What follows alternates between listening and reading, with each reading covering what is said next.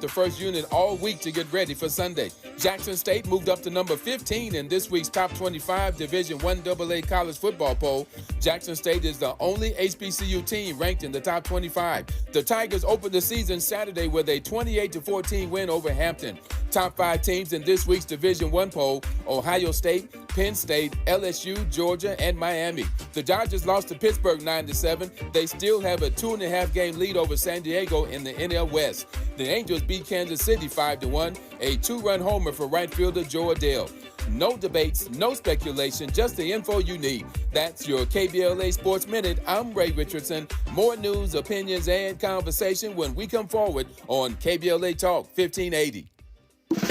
Are you ready to be a part of the conversation that will help shape our nation's future? Get ready to join us for the Left Coast Forum, Saturday, October 25th at LA Trade Tech, where progressive voices will come together to tackle the issues that matter most to working families across Los Angeles and beyond. From economic justice to climate action, from healthcare to housing, we're bringing together the brightest minds and most passionate advocates for real solutions and real change. With workshops, 2 major keynote addresses, and a closing reception with great music and good food. It's the Left Coast Forum, where your voice matters and your ideas take action. Saturday, October 25th at LA Trade Tech. Brought to you by KBLA Talk 1580 and the LA Progressive. The future won't wait, and neither should you. Mark your calendar now to be there and be heard. Stay tuned to KBLA Talk 1580 for more details.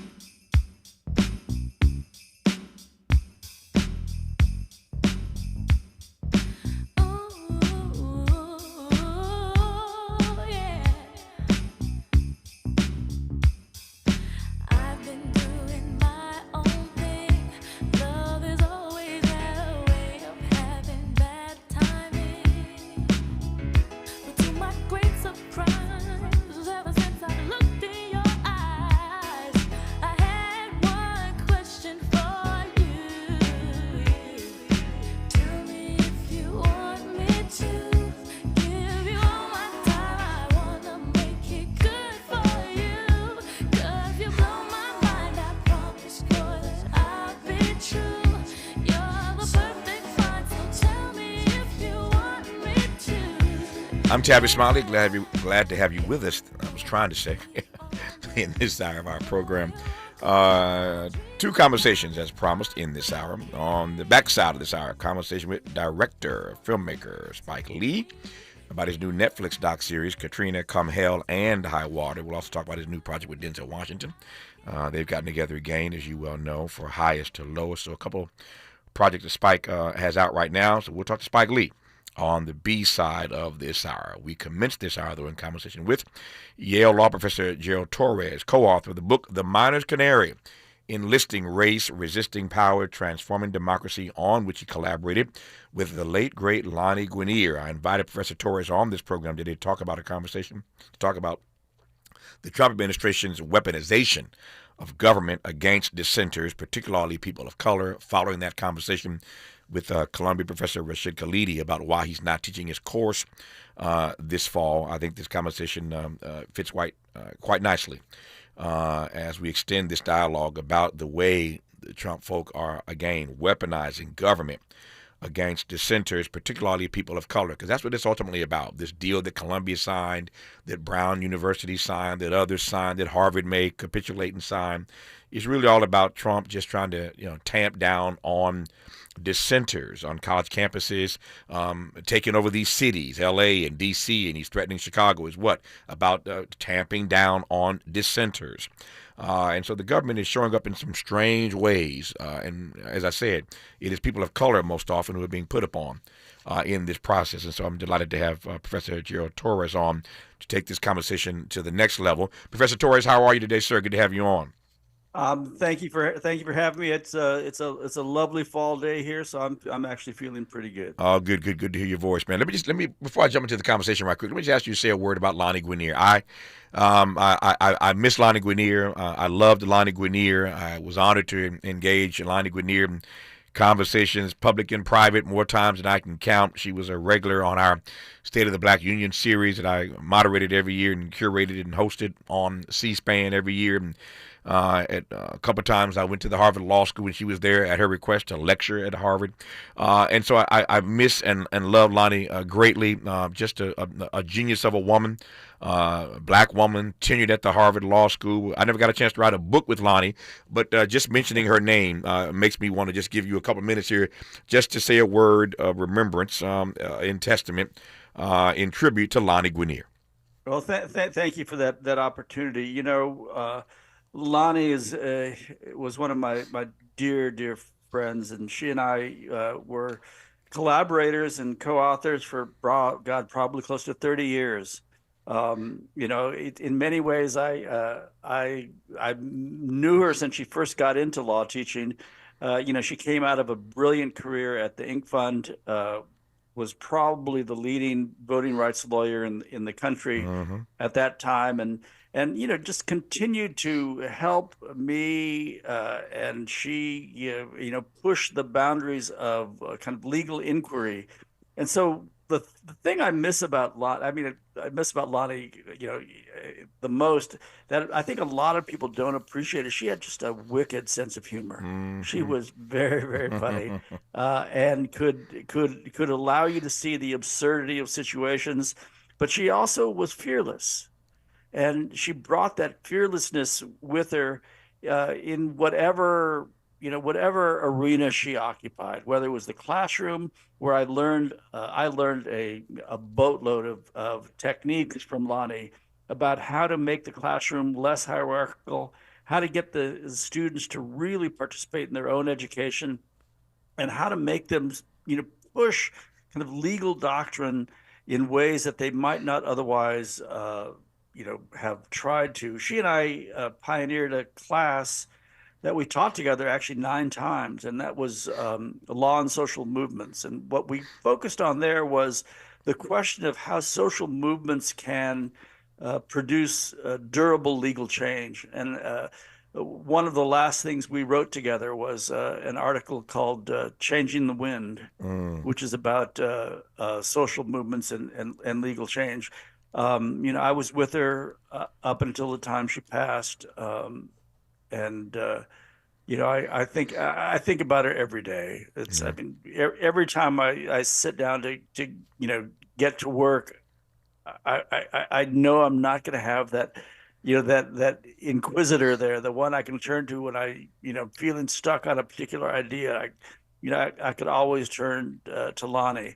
But I want to say one last thing, and then we can, get to work ourselves. But she used to say that people think that our legacy is our writing, but our true legacy, she said, is our students. And I think she really believed that. And if you look at the legal world, whether it's in the academy or whether it's in practicing law or whether it's on the bench, you will see Lani's legacy everywhere. Yeah. She had such a dramatic and amazing impact on students that, I have to say I'm a little jealous. She was so good as a teacher, and I learned a lot from her. One of another collaborator, Susan Sturm, we've continued to stay in touch, but that was born out of the invention that Lani brought to her work. So I could spend the whole half hour talking. No, I know we could. I just wanted to start there. Long live the legacy of one Lani Guinier. But just hearing her name made me want to spend just a couple of minutes in tribute to her. I think this audience, I got a bright audience here. They know who Lani Guinier was and have seen her do her thing as only she could do. But again, I'm getting to the point now when I hear names like that, I want to just pause and remember them for their greatness. And Lani Guinier is among the best that our people have produced in the history of this country. So the book they wrote together is called The Miner's Canary: Enlisting Race, Resisting Power, Transforming Democracy. When we come forward, there are 2 or 3 things I want to cover in the time I have left with Professor Torres. One is, I wonder, in this particular moment, as we talk about the Trump administration and weaponizing government against dissenters, most often people of color, if they were going to update this with a new chapter, if they were going to do a new treatise regarding the book that they wrote together, what would they be focusing on? Given the moment that we are in now, how would they be updating this classic text they wrote together called The Miners' Canary, Enlisting Race, Resisting Power, Transforming Democracy? And then, to my mind, movements are very rare. You've heard me say before, I think you start with a moment. That moment, if you're fortunate, gathers some momentum, and that momentum turns into a movement. Momentum, and then movement. He's talking about social movements a moment ago and changing the wind. I want to talk about what kind of social movement we see afoot in this particular moment, if we see anything at all. So a great deal more to cover with Professor Gerald Torres when we come forward on Tavis Smiley. Interrogating and unpacking. That's what we do around here. You're listening to Tavis Smiley.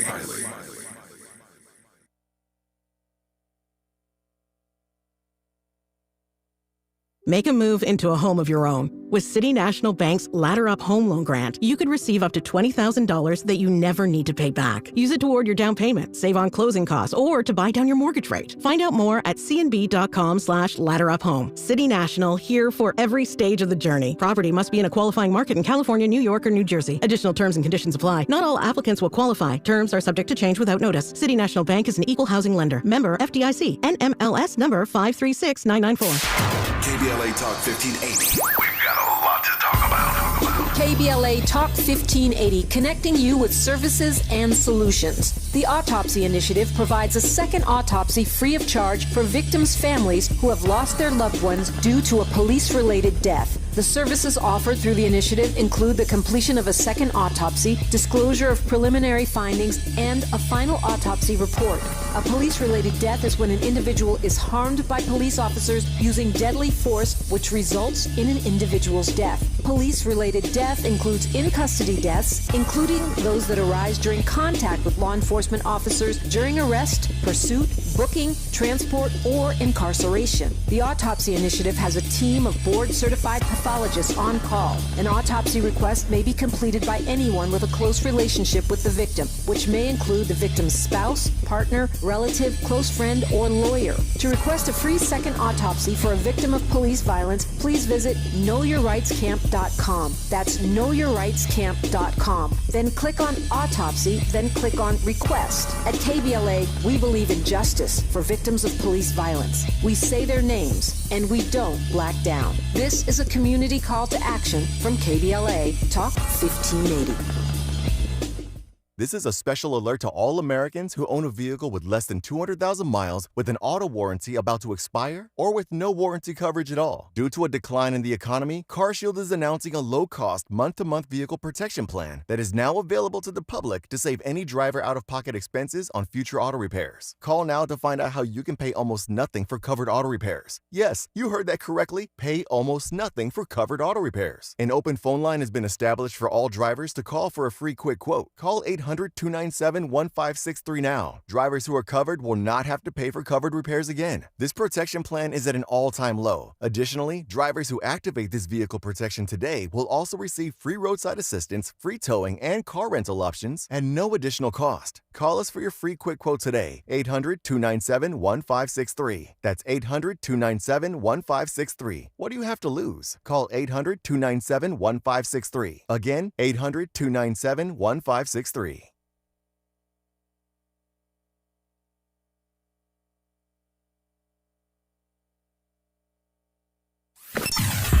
Sometimes he fails at fitting in, but we're okay with that. You're inside the Tavis Smiley Show.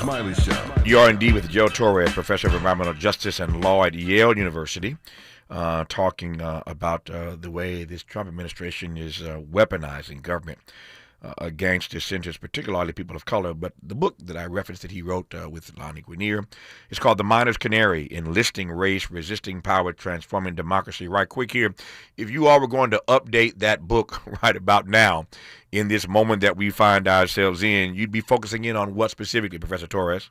Well, the first thing I'd be focusing on is the vast kind of new army that's been created to police people of color under the guise of immigration enforcement. One of the things that we wanted to stress when we wrote the Miners' Canary was the idea that things that affect people of color, especially Black people, first, are likely to affect other people as well. So if something's not working for people of color, it's not the people of color who are at fault, it's the system itself. And it ought to force you to look at the system. So, you look at the ICE enforcement and how that's working across the country. And what it's doing is it's trying to make an equivalent between what you look like and what your status is. That's it's a trope that people who want to oppress people of color have used historically. So I think what I would look at if I were going to do a new chapter, it's on how they've weaponized difference from what a newly defined norm is as a basis for enforcing the law or for enforcing policing people. So the idea of driving while Black, everybody knows, right? But we didn't take it seriously enough, because what we're seeing now is walking while brown.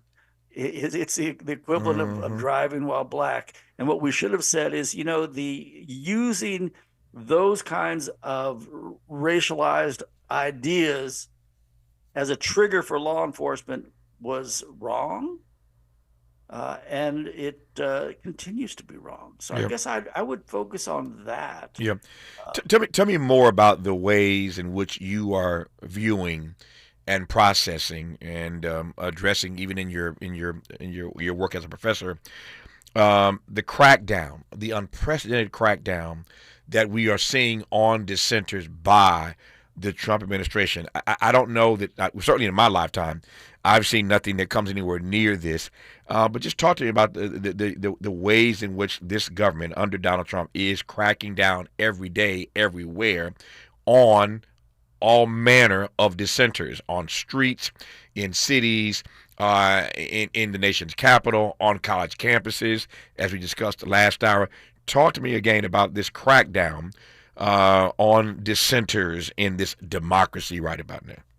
Well, there's two things that I would focus on. First is the idea that you can somehow federalize police, right? So using the military as a kind of police force under the command of the chief executive.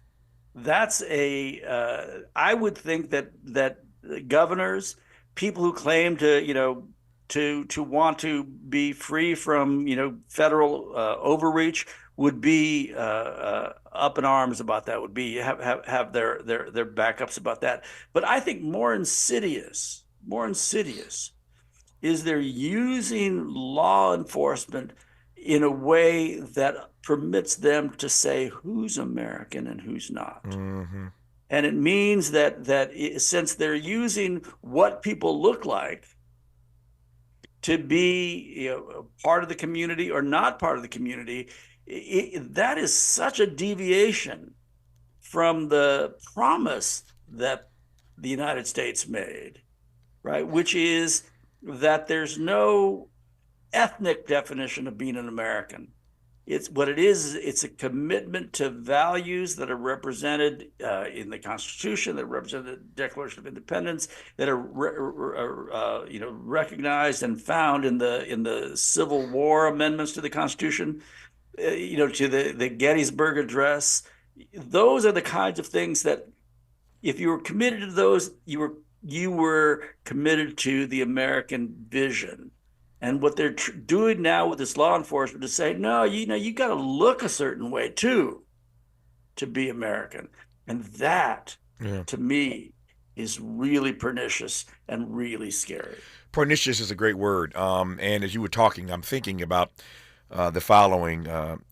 we are in this again period, the likes of which I've never seen or experienced, where, as you put it, we are rethinking notions of who's American and who is not. We're rethinking notions of who gets in and who doesn't get in, who gets to stay and who doesn't, who gets access and who doesn't get access, who gets employment and who doesn't get employment. I mean, I could do this all day long. Who gets federal funding and who doesn't get federal funding.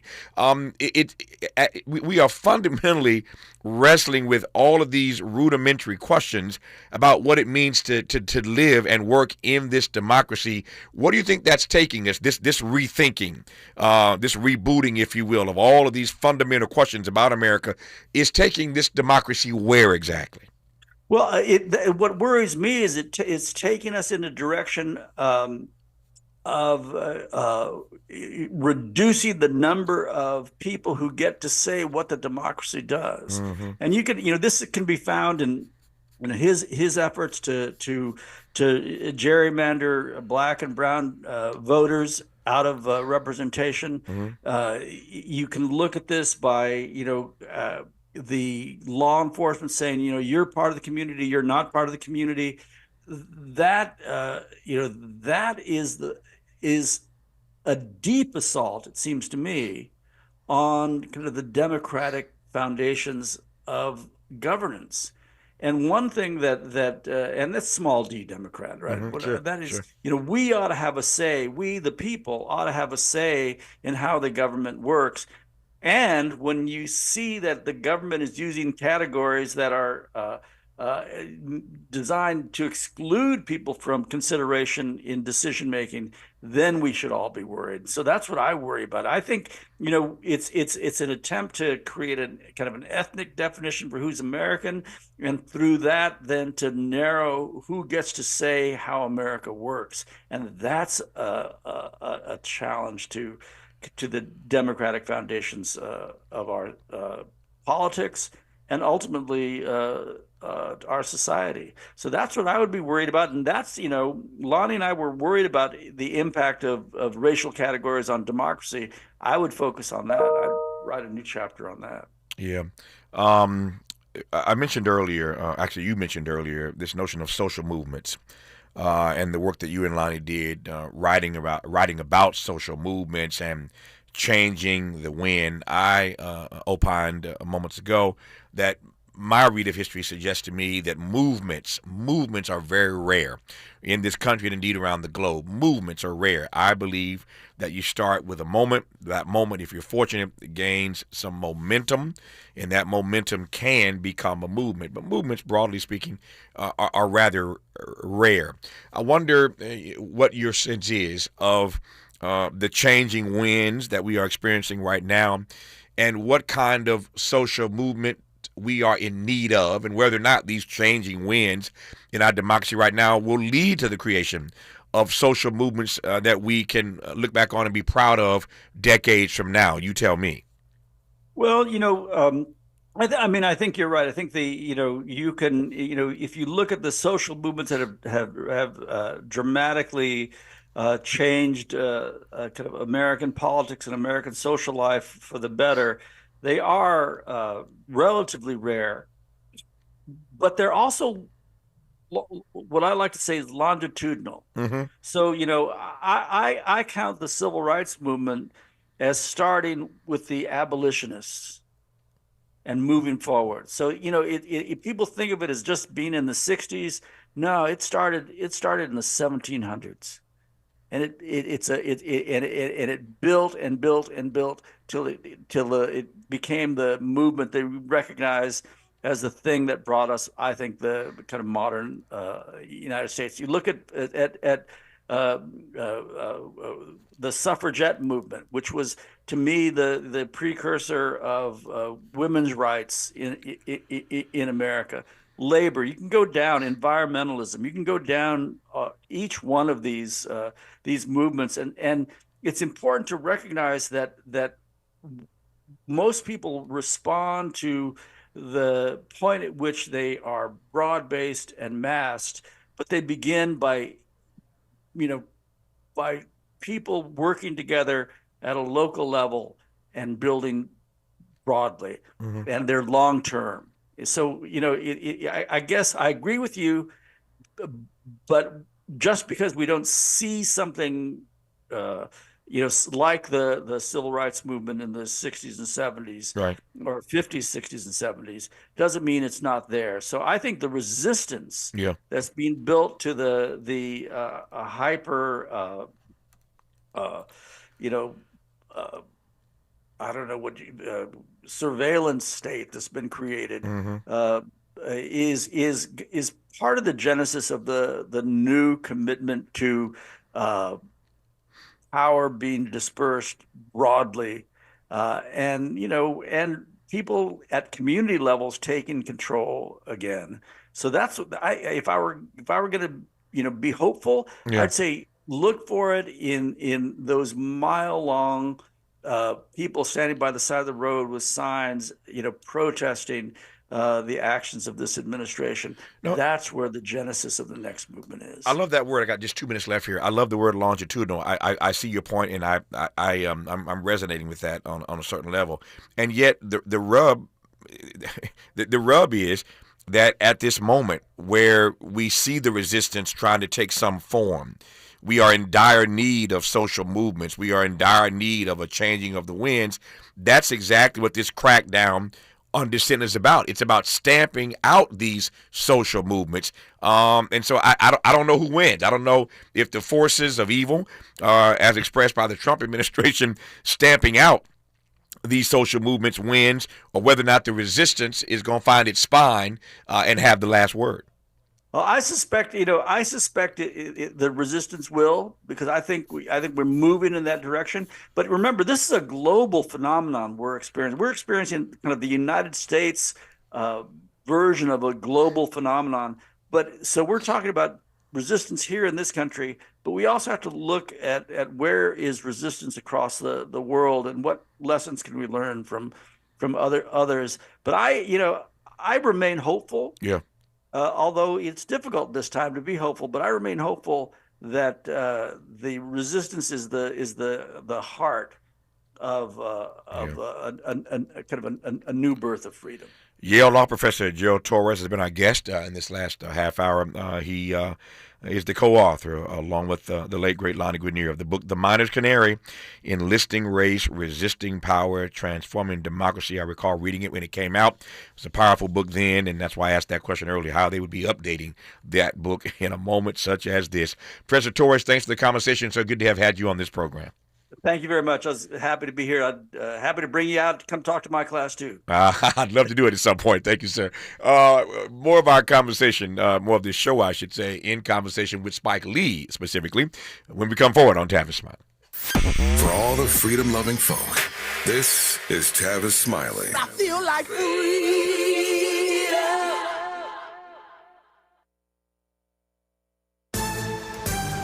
I'm Bree Wood with BIN News Now. President Trump says a U.S. strike on a drug boat in the Caribbean killed 11 people. Secretary of Defense Pete Hegseth called them narco-terrorists. We knew exactly who was in that boat, we knew exactly what they were doing, and we knew exactly who they represented. And that was Tren de Aragua, a narco-terrorist organization designated by the United States trying to poison our country with illicit drugs. Venezuela's president condemned the move as a criminal and bloody threat. Black Mayor Patrick Braxton has been reelected in New Bern, Alabama, ending years of leadership disputes in the majority black town. His win restores fair representation and marks the first true election since the 1960s. And September is Prostate Cancer Awareness Month. Black men are nearly twice as likely to die from the disease. Experts now recommend PSA blood tests starting at age 40 to catch it early and save lives. Get BIN News Now on demand 24/7 on the iHeartRadio app. Right now, there are young people across the world facing a tough choice: continue their dream of education or drop out to help their family put food on the table. You can help change their future in a single moment. See how far your support can go at unbound.org. Is this the tackle? This is the KBLA Sports Minute with Ray Richardson. I'm a bad man. Rams coach Sean McVay is confident quarterback Matthew Stafford will start the regular season opener Sunday against Houston. The 37-year-old Stafford missed all of the preseason and most of training camp with an aggravated disc in his lower back. Stafford is scheduled to practice with the first unit all week to get ready for Sunday. Jackson State moved up to number 15 in this week's top 25 Division I AA college football poll. Jackson State is the only HBCU team ranked in the top 25. The Tigers opened the season Saturday with a 28-14 win over Hampton.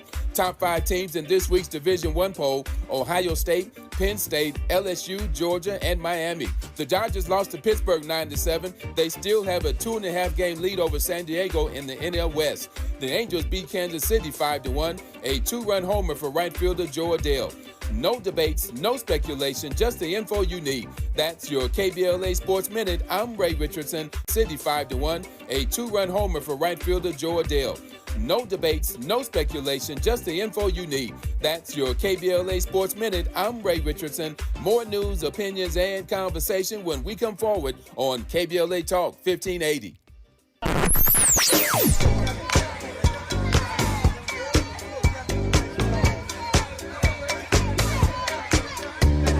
This is KBLA Talk 1580. Talk radio. That's music to your ears. We're unapologetically progressive.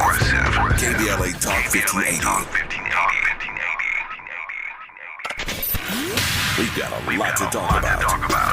I'm Reverend Gerald, the life coach. Is someone you love struggling with addiction and mental illness? Is improving your family's health important? Want to leave a legacy that your family can grow? Are you ready to enhance your perception of life experiences? Then wake up weekends at 7 a.m. with Urban Family Focus and get the wisdom, opportunity, resources, and motivation to live your best life. Join the conversation on Urban Family Focus Saturday and Sunday at 7 a.m. Unapologetically progressive. KBLA Talk 1580. We've got your black. Paid for by government.com. Did you know? The United States Mint has issued a new Morgan silver dollar coin in proof condition for the first time. Not only that, they are also minted in 99.9% pure silver for the first time ever in history. Coin experts are calling this an amazing opportunity for anyone that knows the enduring popularity of Morgans. But you must hurry. Only 400,000 of these legal tender silver dollars were issued. These first ever Morgan silver dollars are brand new with stunning mirror-like finish, minted by the iconic San Francisco Mint. Call now and you're guaranteed a new first ever 99.9% pure silver proof Morgan dollar. To learn more, call 1-800-973-9717. If you order now, you will receive a free coin collector bonus pack, a $25 value, free with every order. Call 1-800-973-9717 now to secure your new Morgan silver dollars before they are gone. That's 1-800-973-9717. What's that sound? That's the sound of Downy Unstoppable scent beads going into your washing machine and giving your clothes freshness that lasts all day long.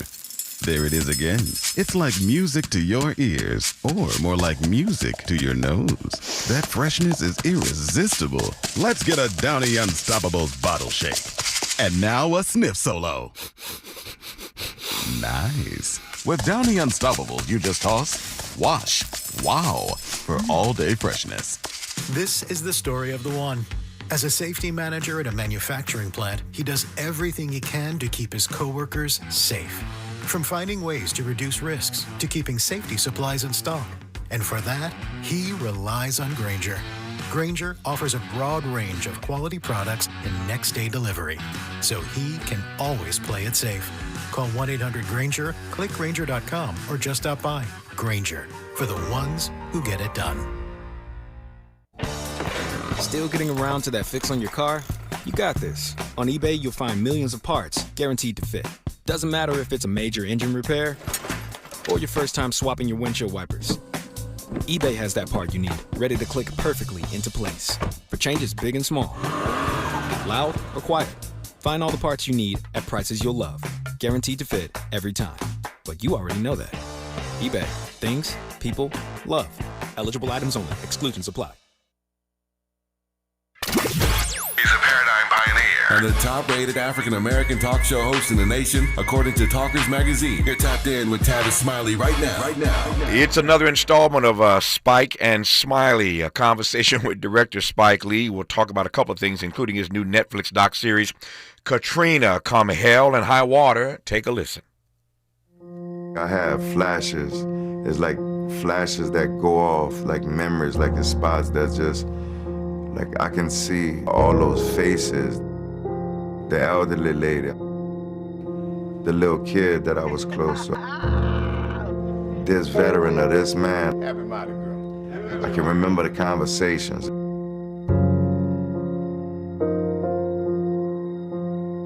There's something washed away in the storm that they can never get back.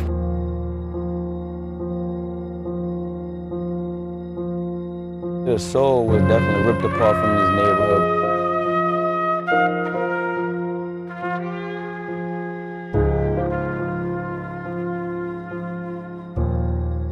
I stayed out here many years, but I had to move away because it's just overwhelming.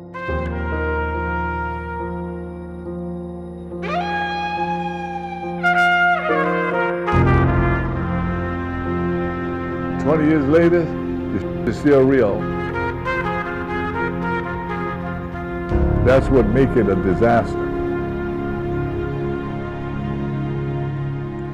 We will also talk to Spike Lee about his latest collaboration with Denzel Washington. You know it. It's called Highest to Lowest. Take a listen. There's more to life than just making money. It's integrity. That's what you stand for. It's what you actually believe in. Hey, man! Do you believe in yourself? Revenge! Do you believe you'll be successful? You're the man!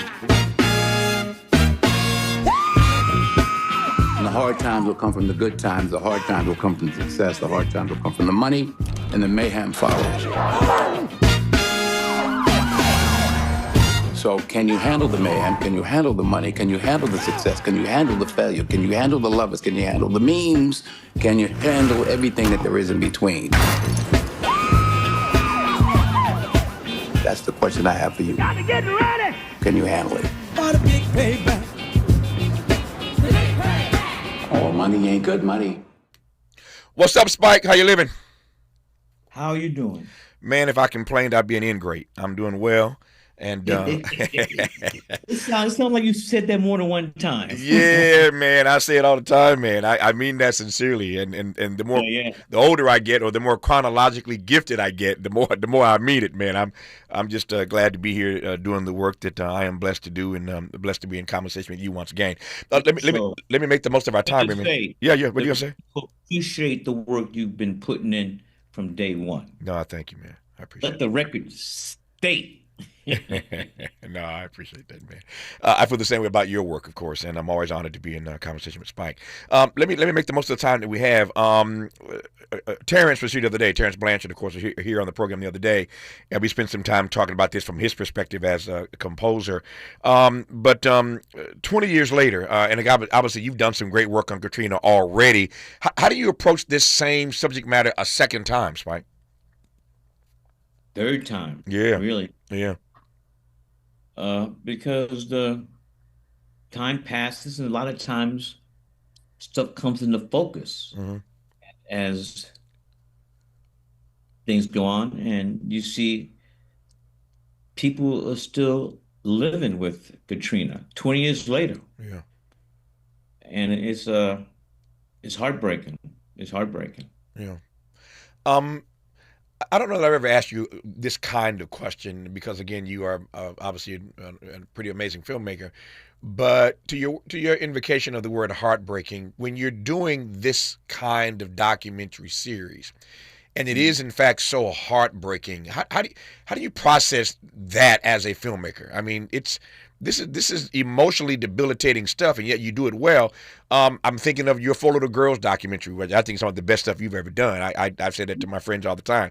Spike's done a lot of great work, man, but to my mind, nothing better than Four Little Girls. But when you're approaching work as a filmmaker, and the stuff is that that heartbreaking, that emotionally difficult to navigate, that impacts you as a filmmaker. How? Well, if you're a documentary filmmaker, that's part of the job. Yeah. I mean, not every story you're gonna do is gonna be all, happy and everybody smiling. And so you have to service the story. Yeah. And when you do, for me, I'm speaking for myself. When you hear people talk about the loss of loved ones and the hardships that they've gone through, it really gives you empathy. And for me, empathy, like you understand, even if you're not going through it, you understand what heartbreak is, how death affects people. And it comes down to the human condition. Yeah. And if you're a documentary filmmaker interviewing someone and the person you're interviewing sees you crying, Yeah. Yeah. that don't work like that. No, Maybe in the Yeah. editing room, we're looking at it again, at the footage, but not while you're doing an interview. You gotta do the job. Yeah, yeah, yeah. This is a broad question. Take it anywhere you want to take it. But since I mentioned Full of the Girls and we're talking about Katrina, come hell or high water, just talk to me about what you have learned, what you've experienced in doing these kinds of docs about the human condition. It's a broad question, and I'm asking unapologetically and deliberately. But just talk to me about what you have, what your takeaways are, what you've been most impressed about, or what's most impressed upon you when you consider the human condition. Well, I mean, in this one, our sister is recalling the death of her young infant daughter. Yeah. 20 years later. Then we see her joined by her two sons. So you see some continuation there. She's named after Serena Williams too. And I'm bringing that thing right now because the U.S. Open's happening. Sure. But life is hard. Oh yeah. And as people of color, we're getting it from all sides. Oh yeah. And this really started with my first documentary, my brother Tavis, 4 little girls. These 4 beautiful black girls blown apart by sticks of dynamite. The Civil Rights Movement, 16th Street Baptist Church, Birmingham, Alabama. Yep. J. Edgar Hoover, that MFer, he was not a friend of the Civil Rights Movement. They knew who did it the first week. The guy's nickname was Dynamite Bob. And my goal for that film was to speak to the parents, relatives, teachers, and friends of what those beautiful 4 black girls might have become if they had not been murdered in cold blood. Well, you nailed that, man. If that was the goal, you accomplished that. As I said a moment ago, and I repeat, Spike's done some great work, and I'm not gonna get into a game of listing what I think is his best work, but he has done nothing better than 4 Little Girls, as far as I'm concerned. But that's just me. Speaking of the human condition, Can I say one thing, please? Sure. The hardest thing I had to do in my whole life as a filmmaker, documentary and narrative, while we were in post production on 4 Little Girls, my great researcher, Judy Haley, she found the post-mortem photographs of the girls. Ooh. And I prayed on it. It was a big decision. Should the audience, because the relatives are still going to see this. Sure. I prayed on it, and I said I have to include those shots. We have to see the devil at work. Those devils that planted sticks of dynamite on a Sunday morning and blew their bodies apart. Nothing but hate. Yeah. I had to. I know there's been discussion about whether they should be included or not, but I had to do it. Yeah, I think again, not that you need to hear this from me, Spike, but I think it's one of your best decisions ever. And to include the postmortem photographs. yeah, I think it's the right decision. That's just me, and I tell you why.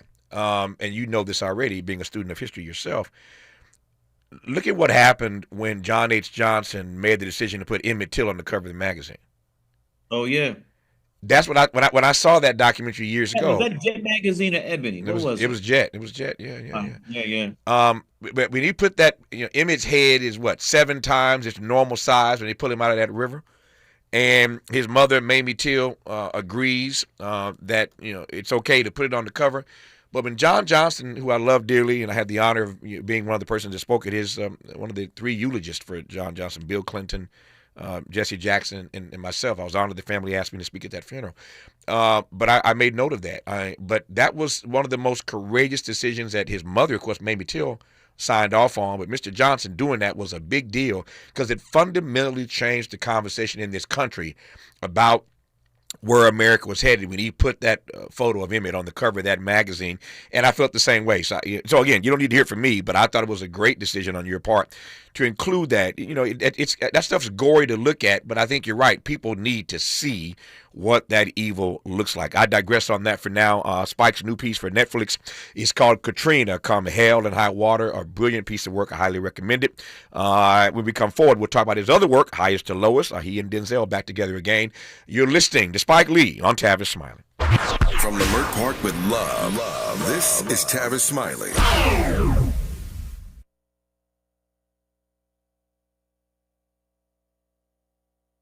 With a KBLA Talk 1580 editorial, I'm Dr. Nicolai Corte. Let's preserve black land stories before they're lost forever. I want to personally invite you to be a part of something historic. As journalist in residence for the Black Land Lost Narrative Archive Project, I've joined forces with powerhouse attorney and social justice champion George Fothery, the man who helped make history by delivering justice to the Bruce family in Manhattan Beach, securing the first known return of land unjustly taken from black owners by a local government. That victory was monumental, but it was just the beginning. For generations, black families have acquired land through grit, faith, and determination, only to lose it through violence, legal loopholes, forced sales, and systematic racism. What's been taken goes far beyond dirt and deeds. It's the erasure of wealth, identity, and legacy. That's why we've launched the Black Land Lost Narrative Archive Project, a national effort to collect, protect, and preserve the stories of black land lost before they're buried, forgotten, or erased altogether. Because there's power in telling black stories, there is resistance in remembering, and there's justice in being seen and heard. This is where you come in. We're inviting you to be a part of this historic black narrative archive. If you or someone you know has experienced land loss, displacement, or forced property sales, your story deserves to be heard and remembered. Your story belongs in this archive. Your truth matters not just to your family, but to our collective future. Visit blacklandlost.org today. Fill out our simple intake form and add your voice to the National Archive of Remembrance, Resilience, and Reckoning. Let's make these stories live on, not in whispers, but on the record. With a KBLA Talk 1580 editorial, I'm Dr. Nicolai Corte, and as always, we welcome your feedback.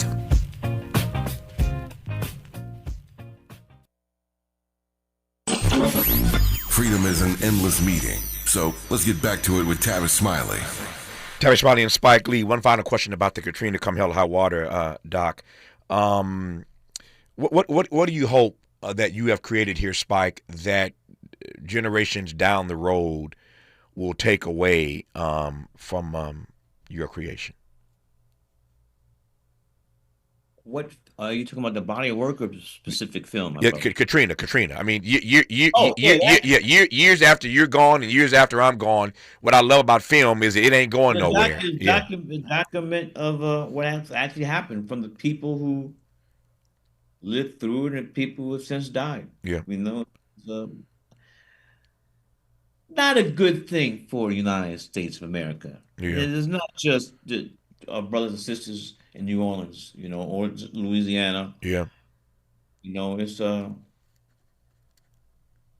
It's not a good look. Let's leave it like that. No, it's not a good look. One final question about that. We talked earlier about the human condition.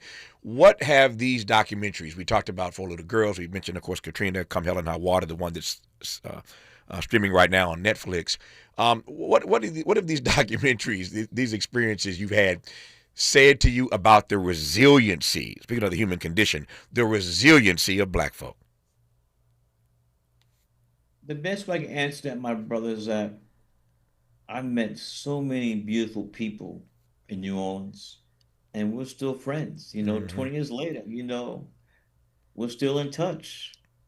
So I would use the word friendship, love.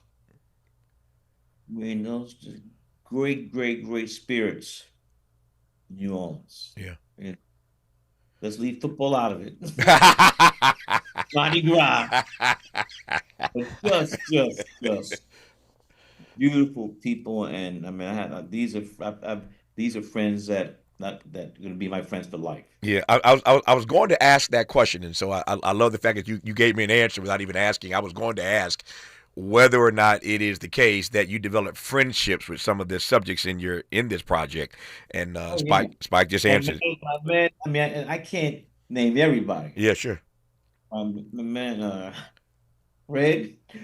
Yeah. 4 doors. These people know 4 doors got 4 assholes. That's my. I mean, with the girl. I mean, so many.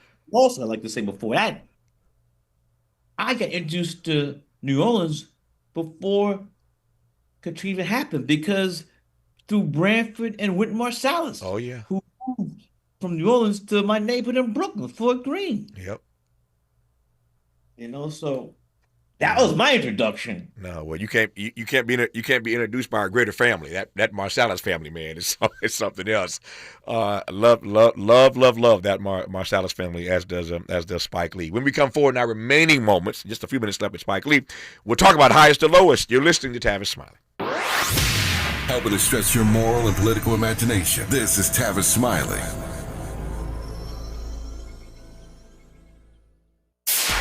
KBLA Talk 1580. We've got a lot to talk about. KBLA Talk 1580, connecting you with services and solutions. LA County's new Justice Care and Opportunities Department, or JCOD, is here to support justice-involved individuals and their families. The JCOD Support Center is now taking calls at 1-833-LACJCOD. That's 1-833-522-5263. Available 7 days a week from 6 a.m. to 11 p.m., the Support Center is your one-stop shop for re-entry issues and court support. They offer court reminders, connections to local services, transportation assistance for housing, court appearances, and childcare. The JCOD hotline provides personalized help to connect you with services that you need. And don't forget to check out justiceconnect.org for more information. Remember, it's free and available every day at 1-833-522-5263. This is a community call to action from KBLA Talk 1580. Lena Bloom for the Bail Project. Imagine you're stuck in a jail cell and you can't afford bail and someone offers you a way out. Just plead guilty and you can go home and kiss your kids goodnight. What do you do? What thousands have. You plead guilty whether you are or not. Cash bail makes poverty a crime. That's why the Bail Project helps those who can't afford it while fighting to end cash bail. Because freedom should be free. Brought to you by the Ad Council. Wesley Financial Group is not a law firm. Hi, I'm Chuck McDowell, the timeshare cancellation guy. In 2011, I founded Wesley Financial Group with one goal in mind: to help honest folks out of their timeshares permanently. Today, I run Wesley with my 2 sons, a real family business, treating every client and every employee like we'd want our own family treated. That philosophy has helped us grow into the largest, most trusted timeshare cancellation company in the United States. Fortune magazine even recognized us as one of the best places to work. Why? Because we genuinely care. In fact, some of our former clients were so moved by their experience working with us, they joined our team so they could help others to timeshare freedom. If you're stuck in a timeshare, give us a call. Let our family help your family. Call Wesley now for your free timeshare exit kit. 800-687-7979. That's 800-687-7979. 800-687-7979. Less monologue, more dialogue. Tavis Smiley continues right now. It does indeed with Spike Lee. All right, Spike, I want you to know that I made a decision last weekend to go to the movie theater because I know how badly you and Denzel need the money. I know how bad you and D need the money. So I went to the theater. The studio offered me, a chance to come on to come and watch it at the studio. And I said, no, I'm going to go see this. So I paid my money to go see Highest to Lowest. Enjoyed it. And I sat there watching this, and the one thing I did want to ask you is, you think of all the films that have been made, anything that Spike Lee wants to remake, he could remake. Why did you want to remake this particular film? Well, my brother, my mindset is not a remake. It's reinterpretation. All right, so I received that. Can I break it down? So break it down. Well, my mindset was this, that Denzel and I are jazz musicians. Mm-hmm. And we're doing our reinterpretation of American songbook. For example, when Julie Andrews sings My Favorite Things, written by Eliza, what did Coltrane do with that? Mm-hmm. That's why Denzel and I were doing reinterpretations of the American songbook, the great American songbook. We were not remaking it. We're doing our own. We're putting our thing on it. I got it. Yeah. So let me reframe my question. Given you come back now. Huh? Yeah, I'm coming back, man. Given your introduction of the word reinterpretation and not remake, which I received that. What was it about that film that made you want to reinterpret it? Well, my first year in when you graduated film school, right, I was in world cinema, and one of those great filmmakers was Akira Kurosawa, great filmmaker, Japanese filmmaker, and that film was Rashomon, which really gave me the basis for She's Gotta Have It. And the film High and Low was really, there's a novel, American novelist, his name is Ed McBain, and the book was called King's Ransom. So Kurosawa adapted American novel. And when Denzel called me up and said, Spike, I got a script, I said, send it to him. Even before I hung up, I knew I was doing it. Also not knowing that we had not worked together in 19 years. Yeah. So it was just right up my alley, and the sweet spot. And we did our thing. Yeah, you did your thing. I recommend you go see it. It's always, it's a foregone conclusion at this point. Whenever Spike and D get together, they're going to create some magic. And they've done it once again with Highest to Lowest. As I said, Better Blues, Malcolm X. You got it. That game, Inside Man, and now Highest to Lowest. Yeah, I was trying to think. I was thinking the other night when I walked out of the theater, I was thinking, who else is in the pantheon with y'all of collaborations over multiple films? Anybody come to mind for you?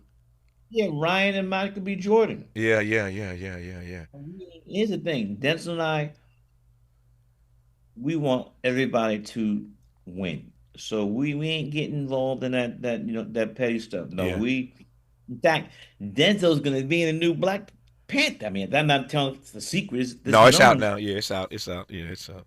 So it's all love, Yeah. We do not hate on the young generation. No, well, when the time comes, we'll pass the baton. Yeah. But ain't that time yet ready? I knew that was coming. It ain't that time yet.